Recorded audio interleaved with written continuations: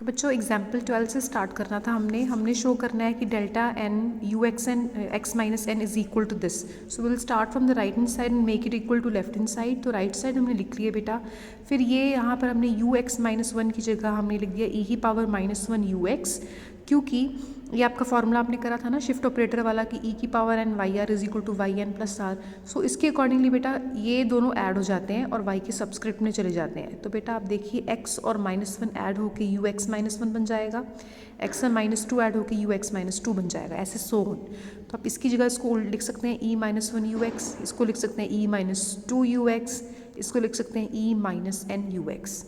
ठीक है, फिर इनमें से आप यू एक्स को कॉमन लेने ऊपर बाहर आ गया, ये बेटा बाइनोमियल बन गई, ये बन गया वन माइनस ई की पावर माइनस वन की पावर एन। ठीक है, ये बाइनोमियल बन गई, ये बाइनोमियल एक्सप्रेशन है आपका। ई माइनस वन को लिख दिया वन अपॉन ई, एलसीएम ले लिया e minus one upon e की power n u x. E minus one is equivalent to delta, आपने रिलेशनशिप पढ़ा था ना शिफ्ट ऑपरेटर और डेल्टा का, तो ये डेल्टा है, डेल्टा की पावर एन अपॉन ई की पावर एन यू एक्स। ठीक है, ई की पावर एन ऊपर ले जाइए ई माइनस एन, और e minus n u x दोबारा इकट्ठे होकर बन जाएंगे u x minus n which is equal to left side की इक्वल आ गया, hence left side is equal to right side. Example 13 शुरू करते हैं बच्चे। एग्जाम्पल 13 में आपको y को एक्सप्रेस करना है फैक्टोरियल नोटेशन में एंड हैंस शो करना है कि इसका जब आप डेल्टा क्यूब लेंगे y का वो 12 आएगा। ठीक है, सबसे पहले जब भी आपको फैक्टोरियल नोटेशन में एक्सप्रेस करना है तो याद रखना है जो पॉलिनोमियल स्टार्टिंग में था और जो फैक्टोरियल में एक्सप्रेस करके आएगा वो दोनों सेम, उसमें जो लीडिंग कोफिशिएंट है वो सेम रहेंगे। ठीक है ना, आपको अगर याद हो मैंने आपको बताया था कि फैक्टोरियल आर, ये वाले आर ये सिंपल फैक्टोरियल की तरह नहीं होता, ये इसका फैक्टोरियल जो होगा that will be equal to x minus h minus करते जाओ, x minus two h, x minus three h, कब तक माइनस करना है आर माइनस वन एच तक। ठीक है, जितनी पावर है उससे वन लेस। फॉर एग्जाम्पल अगर आपके पास ये यहाँ पर 2 है तो आपके पास आ जाएगा एक्स माइनस एच। ठीक है, कहाँ कब तक माइनस करना है आर माइनस वन मतलब 1, 2 माइनस वन इज़ 1 ना, तो यहाँ तक रह जाएगा। अगर आप क्यूब ले रहे हैं तो ये बनेगा x minus H, x minus 2h।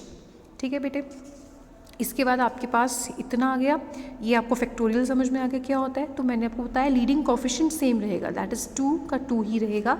-3 की जगह आप कोई b लिख लें, 3 की जगह आप कोई c लिख लें और -10 की जगह कोई d लिख लें, हमारा काम है BCD निकालना। ठीक है, तो सबसे पहले एक्स क्यूब, यहाँ पर बेटा क्वेश्चन में ना हम इंटरवल ऑफ डिफरेंस यूनिटी लेके चल रहे हैं, मतलब h की जगह हम 1 लेके चल रहे हैं। तो हमारे पास जो एक्स क्यूब बनेगा वो बनेगा x into x minus one x minus to, इसलिए मैंने एक्स क्यूब को पुट कर दिया x minus one x minus to, x square को पुट कर दिया x into x minus one और इसको अकेला एक्स पुट कर दिया।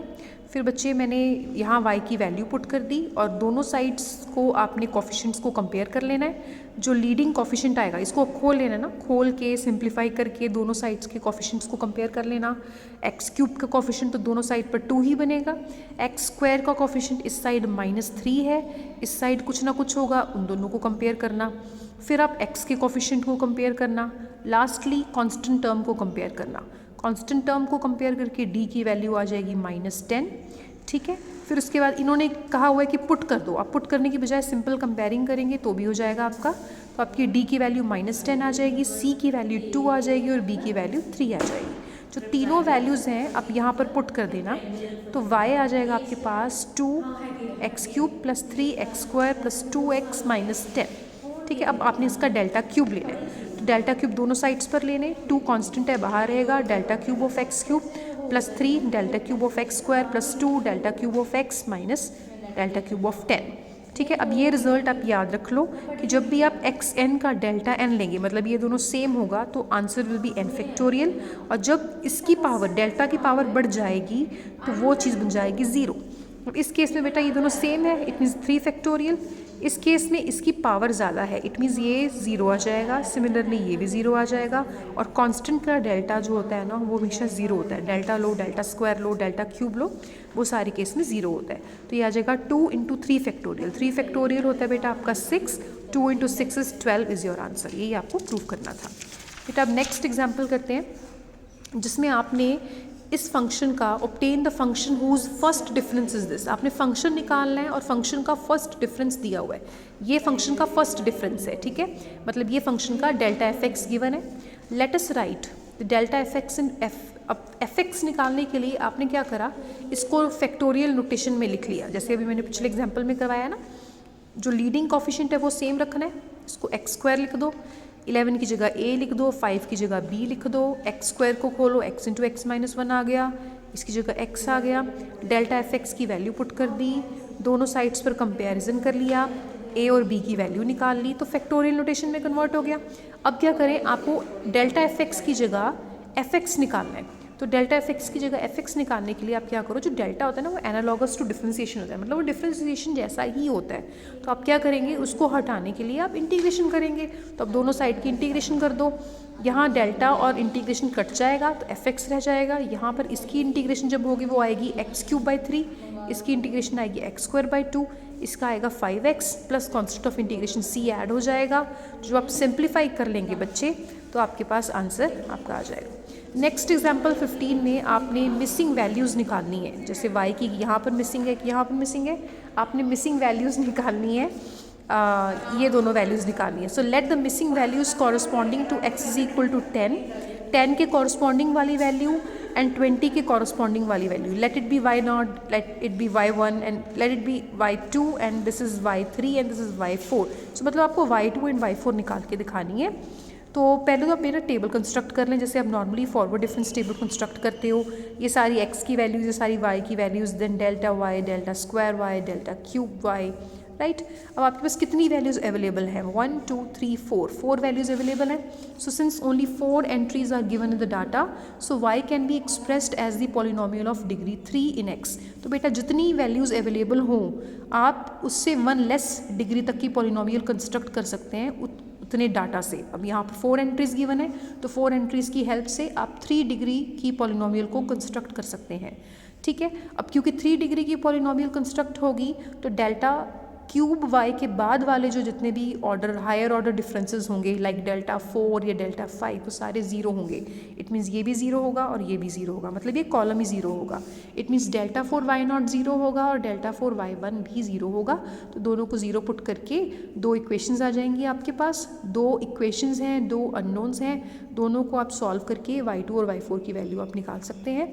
इसके बाद अब बेटा नेक्स्ट क्वेश्चन में आपने find and correct by means of differences the error in the following data. एक डाटा दिया हुआ है आपको, you are given with the values of x and the corresponding values of y। तो आपको इस डाटा में डिफरेंसेस जो टेबल है उसकी हेल्प से एरर निकालना है और एरर को करेक्ट भी करना है, ठीक है।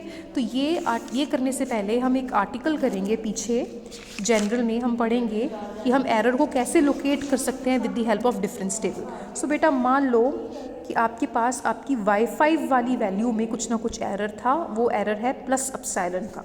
तो y5 वाली वैल्यू में प्लस अपसाइलन अगर एरर है तो आप देखते हैं कि अगर आप अगले रोज़ को जब आप कॉलम्स को टैबुलेट करेंगे तो आपका एरर बढ़ता जाएगा। जैसे आप पहले इसको यूज़ करेंगे, इन दोनों को माइनस करेंगे तो इसमें भी अपसाइलन जाएगा, फिर आप y6 माइनस ये करेंगे तो उसमें माइनस अपसाइलन जाएगा, फिर आप जब इन दोनों को सॉल्व करेंगे तो ये आएगा, इन दोनों को सॉल्व करेंगे ये आएगा, इन दोनों को सॉल्व करेंगे ये आएगा। ऐसे ही अपसाइलन बढ़ता जा रहा है। तो पहले कॉलम में अपसाइलन एरर एक जगह था, फिर 2 जगह आ गया, फिर 3 जगह आ गया, फिर 4, फिर 5, फिर 6, ऐसे बढ़ता गया और उनका मैग्नीट्यूड भी बढ़ता जाएगा। पहले सिर्फ अपसाइलन मैग्नीट्यूड है, फिर अपसाइलन माइनस अपसाइलन है, फिर अपसाइलन -2 अपसाइलन, फिर अपसाइलन -3 देख रहे हैं किस तरह से बढ़ रहा है ये 1 1 1 1 2 1। देखिए 1 2 1, मैं फ़िलहाल माइनस को इग्नोर कर रही हूँ, सिर्फ कोफिशिएंट्स लिख रही हूँ। तो पहले में 1 कोफिशिएंट है, फिर 1 1 है, फिर 1 2 1 है, फिर आप देख रहे हैं 1 3 3 1 है, दिस इज़ 1 3 3 1। फिर बेटा 1 4 6 4 1 1 4 6 4 1। आप में से कई बच्चों को पता होगा, इसको हम बाइनोमियल कोफिशिएंट्स का ट्री बोलते हैं या टेबल बोलते हैं, जो मुझे बुला लीजिए। तो मतलब जो ये आपके एरर्स आ रहे हैं ना, उनके कोफिशिएंट्स क्या आ रहे हैं, उनके कोफिशिएंट्स आ रहे हैं बाइनोमियल कोफिशिएंट्स, ठीक है, इनको बाइनोमियल कोफिशिएंट्स बोलेंगे, बस साइन ऑल्टरनेट हो रहे हैं, मतलब जैसे यहाँ पर 1 है तो यहाँ पर 1 माइनस 1 होगा, यहाँ पर फिर 1 है, फिर यहाँ पर माइनस होगा प्लस होगा, फिर यहाँ पर प्लस है तो यहाँ माइनस होगा, यहाँ प्लस होगा, फिर यहाँ माइनस होगा, तो साइंस ऑल्टरनेट हैं, अदरवाइज कोफिशिएंट आपके बाइनोमियल वाले ही हैं। तो कुछ ऑब्जर्वेशंस करी हैं हमने टेबल से। पहली ऑब्जर्वेशन है कि the order of differences increases the effect of error also increases. जैसे ऑर्डर ऑफ डिफरेंसेस आप हायर निकाल रहे हैं, आपके एरर का इफेक्ट जो है बढ़ता जा रहा है। The coefficients of epsilon in any column are binomial coefficients, जो कि मैं आपको बता चुकी हूँ विद ऑल्टरनेट साइंस। ठीक है, अभी मैंने बताया था ना। तो थर्ड पॉइंट जो है ये मैंने बता दिया आपको कि बाइनोमियल कोफिशिएंट्स के साथ एरर आ रहे हैं। The algebraic sum of errors in any column is 0। तो आप किसी भी कॉलम में अगर आप एरर्स का अलजेब्राइक सम करते हो, लाइक इसमें करो वो 0 आएगा, इसमें भी करो 1 + 1 2, 2 - 2 is 0, इसमें भी करो, किसी में भी कर लो, इनफैक्ट उनका अलजेब्राइक सम 0 बनेगा। Fourth, the maximum error occurs opposite to the entry containing the error. तो अगर आप देखिए एरर यहाँ से शुरू हुआ था, इसके सामने वाली एंट्रीज इस केस में ये दोनों हैं, इस केस में सिर्फ ये है, इस केस में फिर ये दोनों हैं, इस केस में फिर ये है, इस केस में फिर 2 हैं। तो जो भी एंट्रीज इसके सामने सामने रह रही है वहाँ पर एरर सबसे ज़्यादा एक्यूमुलेट हुआ है। जैसे कि आप यहाँ देखें, यहाँ पर तो है ही 2 एंट्रीज, यहाँ पर 2 मैग्नीट्यूड का है, क्योंकि यहाँ पर कम है ना एज़ कम्पेयर टू दिस। यहाँ पर भी 3 और -3 है जो सबसे ज़्यादा है कॉलम में, यहाँ पर भी कॉलम में सबसे ज़्यादा 6 है, यहाँ पर भी कॉलम में सबसे ज़्यादा 10 और -10 है। तो मतलब जहाँ से एरर शुरू हुआ, एरर सबसे ज़्यादा उसके सामने सामने ही रहेगा। अब हम क्वेश्चन करते हैं एग्जाम्पल नंबर 16, इससे ही रिलेटेड है। आपने एग्जाम्पल नंबर 16 में एरर ढूंढ के दिखाना है डाटा में। तो आपने पहले नॉर्मली जैसे टेबल बनाना है, आप बनाते हो वैसे बनाओ, ठीक है। फिर आप शुरू करो, देखना शुरू करो कि कहाँ आपकी वैल्यूज़ में इरेगुलरिटी नज़र आ रही है। आप देख रहे हो डेल्टा स्क्वायर वाई में आपको इरेगुलरिटी यहाँ नज़र आ रही है, बिकॉज सारी वैल्यूज़ नेगेटिव हैं, सिर्फ ये पॉजिटिव है। डेल्टा क्यूब वाई में भी इरेगुलरिटी इन दोनों में है, क्योंकि ये सबसे बड़ी वाली वैल्यूज़ हैं।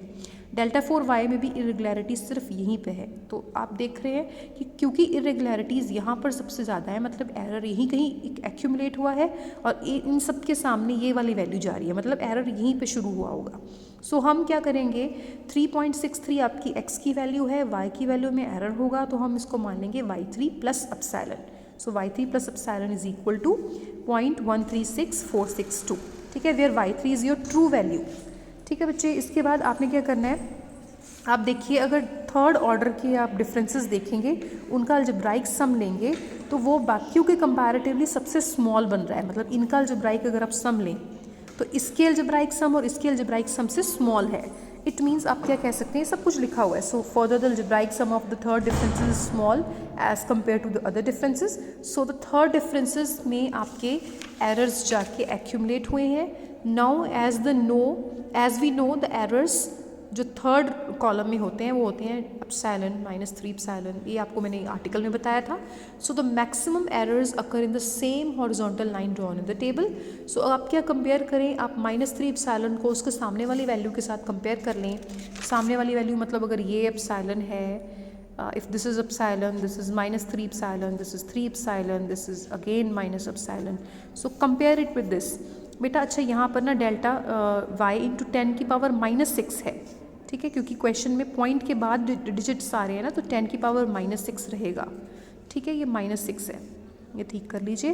तो ये 60 × 10 की power -6 is equal to -3 epsilon बन जाएगा, ठीक है, इतना बन गया।